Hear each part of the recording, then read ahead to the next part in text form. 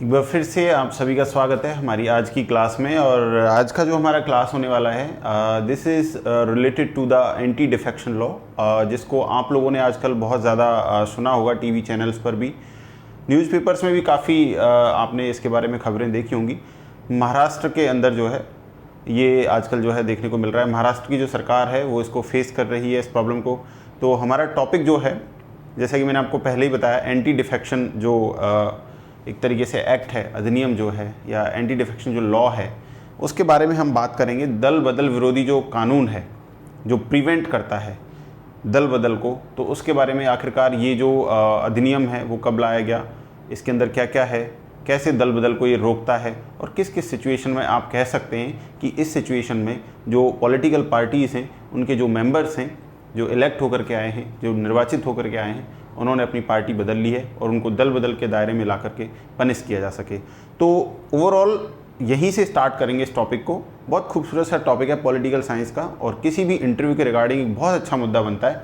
तो मेरा जहाँ तक ये मानना है कि इसको अगर हम बहुत सिंप्लीफाई करके समझें, बहुत ज़्यादा डीप में ना जाएँ, बस कॉमन सी कुछ चीज़ें इससे अगर हम जानने की कोशिश करें इससे जो रिलेटेड हैं, तो मुझे लगता है कि ये बहुत आसानी से समझ में आ जाएगा। और मुझे पूरी उम्मीद है कि मैं आपके साथ हूं, तो आज के बाद आप दल बदल विरोधी जो कानून है इसके बारे में बहुत अच्छा नॉलेज रखने लगेंगे।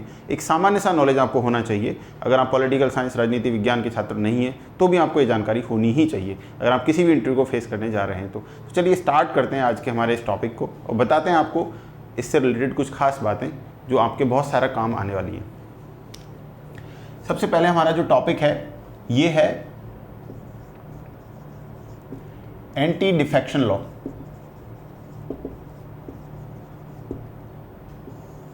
या जिसको आप जो है एक तरीके से एंटी डिफेक्शन एक्ट भी कहते हैं, अधिनियम भी कह देते हैं आप कभी कभी।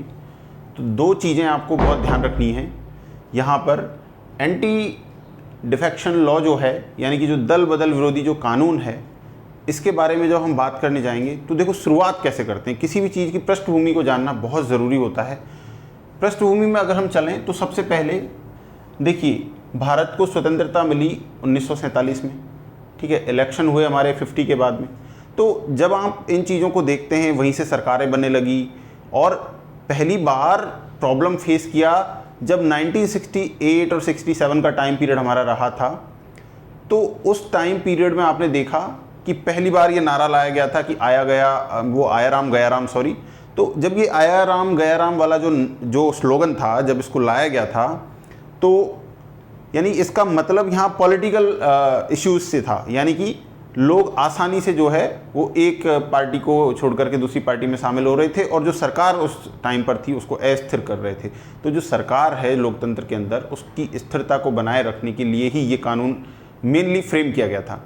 तो 97 के बाद में जब बहुत ज़्यादा ये देखने को आया, देखिए 1967 जो है 1967, उससे पहले लगभग कितना साल गुजर गया, लगभग 20 साल ऐसे गुजर गए।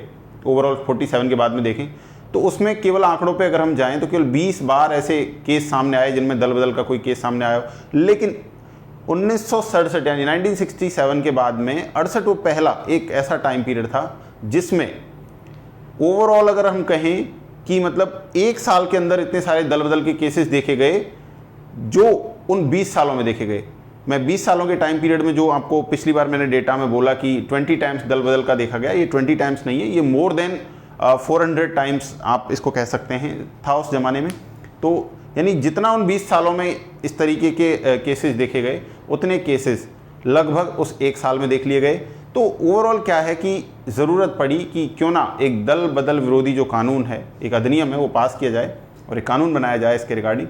तो ये बात आप ध्यान रखेंगे। पहली बार इंडिया के अंदर बात कर रहा हूं मैं, मार्च 1985 फर्स्ट टाइम पहली बार एंटी डिफेक्शन लॉ को इम्प्लिसिट किया गया, और इम्प्लिसिट किया गया मार्च 1985 में। और इसके लिए कॉन्स्टिट्यूशन में भी प्रावधान किया गया, और ये प्रावधान था 52वां संविधान संशोधन, यानी कि जो अमेंडमेंट था ये 52वां संविधान संशोधन था। इसको आप ध्यान रखेंगे। और ये संशोधन जो है, इससे रिलेटेड जो शेड्यूल थी हमारी, वो थी 10वीं अनुसूची। कई बार सवाल पूछा जाता है कि कौन सी अनुसूची ऐसी है जिसको दल बदल के प्रावधान जिसमें यानी कि जो है मोस्टली फ्रेम किए गए हैं। तो वो ये 10th शेड्यूल है कॉन्स्टिट्यूशन का, 52वां संविधान संशोधन था, 85 में यानी 1985 में इम्प्लीमेंट किया गया। क्यों किया गया, पर्पज़ क्या था? तो देखिए पर्पज़ बहुत सिंपल था, सरकार की जो स्थिरता है, जो भी लोकतांत्रिक सरकार है उसकी स्थिरता को बनाए रखना, ये इसका पर्पज़ था। सरकार की जो स्थिरता है उसको बनाए रखना। अब सवाल ये आता है कि आज के ज़माने में क्या इस दल बदल कानून का सही उपयोग हो रहा है, क्या सही इम्प्लीमेंट कर रहे हैं, या फिर इसका दुरुपयोग किया जा रहा है। महाराष्ट्र के मामले को अगर आप देखें तो आपको ये पूरा मुद्दा समझ में आएगा, लेकिन पहले हम यहाँ से शुरुआत करेंगे, फिर उस मुद्दे को भी देखेंगे। बहुत सारे राज्यों में दल बदल की घटनाएं हुई हैं जो हाल ही में देखने को मिली हैं। रिसेंटली महाराष्ट्र, उससे पहले मध्य प्रदेश, उत्तराखंड, हिमाचल, छोटे राज्यों में भी ये आमतौर पर देखा जाता है, क्योंकि पार्टियों को, जो छोटी क्षेत्रीय पार्टियाँ होती हैं उनको तोड़ना बहुत आसान होता है, ये आप भी समझते हैं। तो डिटेल से समझेंगे इस मुद्दे को कि ये एंटी डिफेक्शन लॉ जो है ये क्या है। एक्ट तो 1985 है, और ये एंटी डिफेक्शन लॉ जो है जो प्रिवेंट करता है, यानी कि जो मेंबर्स होते हैं राजनीतिक पार्टियों के, उनको अपनी जो राजनीतिक पार्टी है उसको तोड़ने से रोकता है या फिर विलय होने से रोकता है एक तरीके से। तो इसके लिए कुछ प्रावधान है कि किस कंडीशन में आप कहेंगे कि ये तो दल बदल हो गया, ये तो दल बदल हो गया है और ये अब इसको पनिश नहीं किया जाएगा। कौन सा तो रूल के अकॉर्डिंग हुआ है और कौन सा रूल के बाहर जा करके हुआ है। तो अगर रूल के अकॉर्डिंग हो रहा है तो पनिशमेंट नहीं मिलेगा, लेकिन अगर रूल के अगेंस्ट जाके हो रहा है तो पनिशमेंट मिलेगा। तो उन्हीं कंडीशंस को समझेंगे कि कौन से तो रूल्स के अंदर आएंगे और कौन से रूल्स के बाहर। यहाँ तक मुझे लगता है आप लोगों को कोई प्रॉब्लम नहीं हुई होगी, और फिर आगे आपको बताते हैं कि किस सिचुएशन में कैसे इसको आप दल बदल कहेंगे और किस किस पर ये लगता है और कौन कौन इससे बच जाता है। यानी कि इसमें भी देखिए आप कहते हैं ना कि कौन कौन सी ऐसी जगह हैं या कौन कौन से ऐसे अपवाद हैं जिनको आप कहते हैं कि यार इन पर तो लागू ही नहीं हो रहा है, इन पर तो लग ही नहीं रहा है। तो देखिए बहुत सिंपल तरीके से आपको इसको समझना है। पहली चीज, ये जो दल बदल विरोधी कानून है इसको बहुत मोटे तौर पर अगर मैं आपसे कहूं, बहुत मोटे तौर पर, तो देखिए कैसे। 1985 में जब इसको स्टार्टिंग में लेकर के आए थे पहली बार, तब यदि किसी राजनीतिक पार्टी के 1/3 मेंबर, 1/3 सदस्य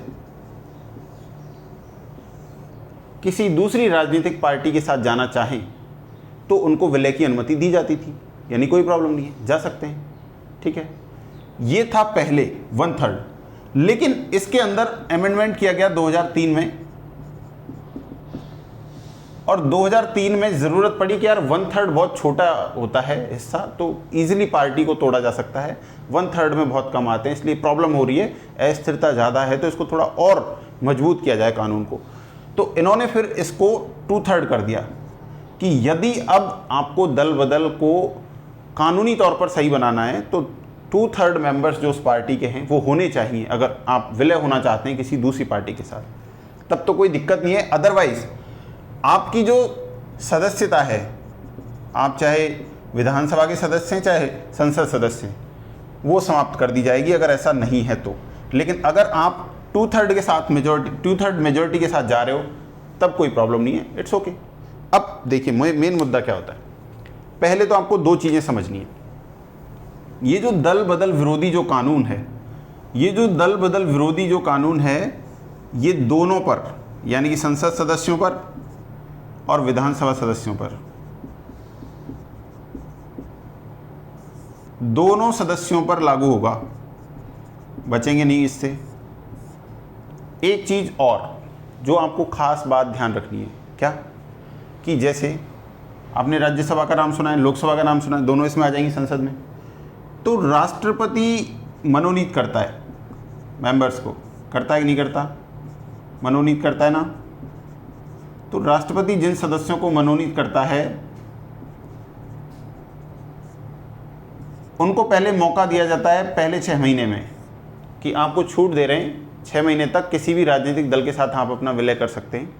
लेकिन यदि ये मनोनीत सदस्य 6 महीने तक तो किसी पार्टी के साथ नहीं जाते, लेकिन 6 महीने के बाद कहते हैं कि अब तो जाएंगे, तो अगर ये 6 महीने के बाद जाते हैं तब दल बदल विरोधी कानून के तहत इन पर कार्रवाई की जाएगी। समझ गए आप? ये मुद्दा क्लियर रखना है आपको, कई बार पूछा जाता है। इंटरव्यू के पॉइंट ऑफ व्यू से बहुत शानदार है, बहुत बढ़िया है। एक मुद्दा तो ये क्लियर हो गया। अब दूसरा, कैसे कौन कौन इसकी जद में आ सकता है। तो जैसे मान लीजिए कि कोई पर्सन है और वो आपसे कह रहा है कि मैं तो अपने स्वयं विवेक के आधार पर पार्टी छोड़ रहा हूँ, इस्तीफा दे रहा हूँ, उसको भी दल बदल विरोधी कानून के अंतर्गत लाया जा सकता है, पहला। एक दूसरी कंडीशन क्या है? दूसरी कंडीशन ये है कि मान लीजिए कोई निर्दलीय जीत के आया है और वो पार्टी के साथ विलय कर लेता है,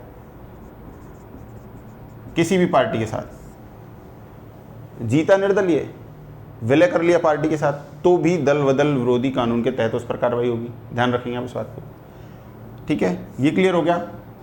पहला वाला जो मैंने आपको बताया था कि यदि स्वेच्छा से कोई इस्तीफा दे रहा है तो भी उसको इसके अंदर लाया जाएगा, ठीक है? यहाँ तक कोई प्रॉब्लम नहीं। और कौन कौन से ऐसे इश्यूज हैं जिसको इसके अंदर लाया जा सकता है? दल बदल विरोधी जो कानून है इसके द्वारा उनको पनिश किया जा सकता है। तो एक मैंने आपको इसमें बता ही दिया था, यदि 2/3 से कम सदस्य मेजॉरिटी के साथ जा रहे हैं तब भी उन पर दल बदल विरोधी कानून लागू हो जाएगा। तो ये 2/3 मेजॉरिटी आपको ध्यान रखनी है, ठीक है? ये बात आपको ध्यान रखनी है। ये सारी जो चीज़ें हैं, एक मैंने आपको ये बता ही दिया कि यदि कोई इस तरीके से छोड़ेगा, 6 महीने बाद कोई ज्वाइन कर लेगा किसी दूसरी पार्टी को, 6 महीने पहले कर ले कोई प्रॉब्लम नहीं है, लेकिन मनोनीत होने के 6 महीने बाद अगर वो कोई पॉलिटिकल पार्टी ज्वाइन करता है देन उसके ऊपर भी एंटी डिफेक्शन लॉ के अकॉर्डिंग कार्रवाई की जाएगी। एंटी डिफेक्शन लॉ जो होता है, इसमें कार्रवाई जो होती है वो करता कौन है आखिरकार, इसमें क्या क्या होता है, कार्रवाई कैसे की जाती है, कैसे उसकी सदस्यता समाप्त की जा सकती है, चाहे वो विधानसभा का मेंबर हो, चाहे वो संसद का सदस्य हो। तो देखिए कार्रवाई करेगा कौन? कार्रवाई अध्यक्ष करेगा। अब आप ही बताइए विधानसभा अध्यक्ष कौन होता है? हैं? तो विधानसभा अध्यक्ष जो भी होगा, नहीं तो फिर डिप्टी साहब कर देंगे अगर अध्यक्ष नहीं होगा तो, ठीक है? डिप्टी चेयरमैन साहब कर देंगे। तो देखिए कार्रवाई कौन करेगा, ज्यूरिडिक्शन किसका होगा? तो कार्रवाई अध्यक्ष साहब करेंगे, चाहे वो लोकसभा राज्यसभा जो भी होंगे, कार्रवाई ये करेंगे। ये नहीं है तो फिर डेप्यूटी से आप करेंगे, ठीक है? मेन मुद्दा क्या आता है कि समय सीमा नहीं है, समय सीमा का ना होना। इसका मतलब ये है कि अगर मान लीजिए कि दल बदल की घटना कहीं आपको देखने को मिल रही है तो कोई ऐसा टाइम पीरियड नहीं है कि भाई इस मुद्दे को 3 महीने में सुलझाना है, 6 महीने में सुलझाना है, 5 साल में सुलझाना है, क्या है? तो जब टाइम बाउंड कोई एक्टिविटी नहीं होती तो फिर देखिए उसका कोई वैल्यू नहीं रहता है। तो यही इसमें अमेंडमेंट लाने की कोशिश की जा रही है। यही बात बार बार उठती है कि इसमें कम से कम 3 महीने का ऐसा टाइम पीरियड हो जिसमें ये जो अध्यक्ष महोदय हैं ये अपना निर्णय सुना सकें, ये डिसाइड कर सकें कि कौन सदस्य अयोग्य है और कौन योग्य है, और क्या ये जो दल बदल हुआ है ये सही है या गलत है, ये सारी चीज़ें।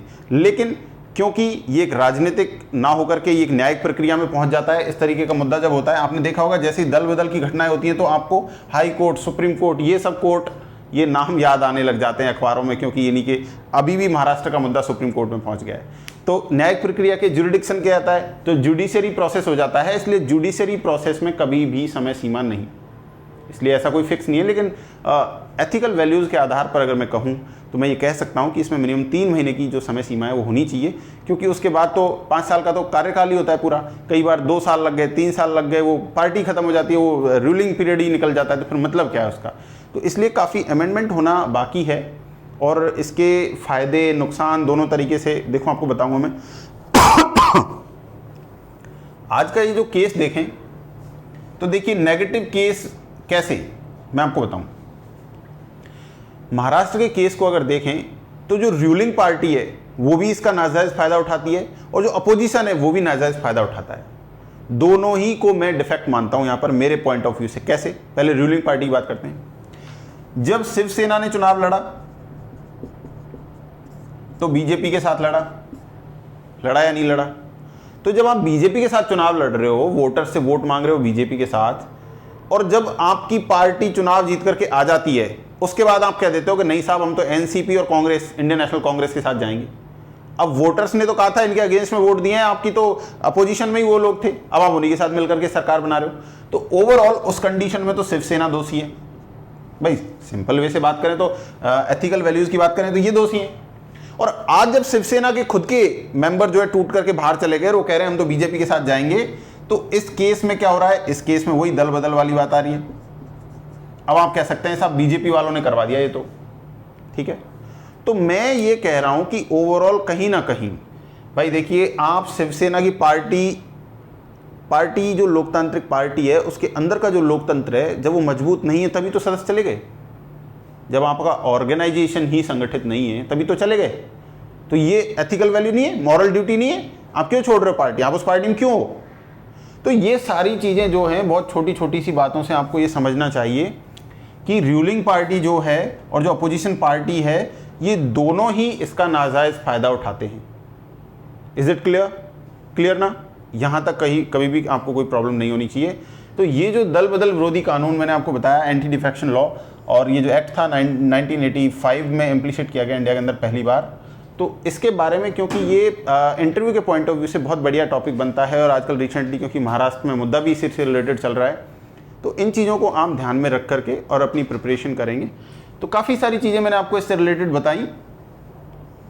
एक ये भी कहा जा रहा है कि भाई आगे की राह में, जैसे आप देखो कि आगे की राह क्या होनी चाहिए, जैसे कई बार इंटरव्यू में पूछा जाता है कि आप अपने ओपिनियन बताएं, तो आगे की राह में देखिए कई बार ये भी कहा जाता है कि भाई अगर ऐसा कोई मुद्दा सामने आता है तो राज्यपाल और राष्ट्रपति दोनों इस पर कार्रवाई करें, ये भी दोनों को। तो यहाँ पर राष्ट्रपति की भी बात है और राज्यपाल की भी बात है, लेकिन अभी तक इसको माना नहीं गया है। पहली चीज़ ये क्लियर हो गई है, अभी तक इसको माना नहीं गया है, और यहाँ पर ये चीज़ आपको भी ध्यान रखनी है।